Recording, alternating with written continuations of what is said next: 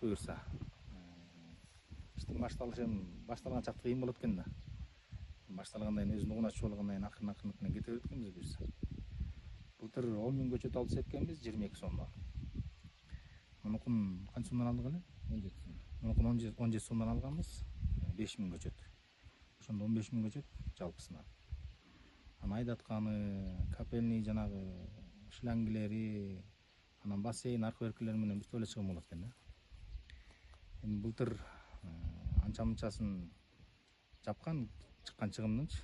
Эми быйыл ушу толугу менен бир киреше чөткө деп үмүттөнүп атабыз буюрса. Бир атасар. Сорт бул Азия сорту. Ар жакта да 2 сорт бар. Monterey Cabrillo деген. Өткөргөндөн сарыга өткөрүп атабыз. Ошол эмеден азыр 283 сомго чейин болуп атат баасы буюрса жакшы. Ошол. Түшүмдү кайсыл убакка чейин берет?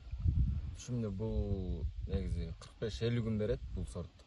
Арка огород болсо ал кеч күзгө чейин бере берет. Бул огород өзүбүздүкү. Бул жерде 2 сорт бар. Cabrillo сорту, анан Monterey деген сорт. Эми Кудай буюрса жакшы, ушу былтырдан баштап балдар аракет кылып өздөштүрүп калышты Кудай буюрса. Эмне витамин бериш керек экен, канча маал сугаш керек экен, кандай сугаш керек экен, жалбырагынан кандай дарыларды бериш керек экен, тамырына кандай дарыларды бериш керек экен дегендей. Тиги азыркы көрүп өткөн огород ал ушу ижарага алып иштетип аткан огородубуз, кошунанын огороду да.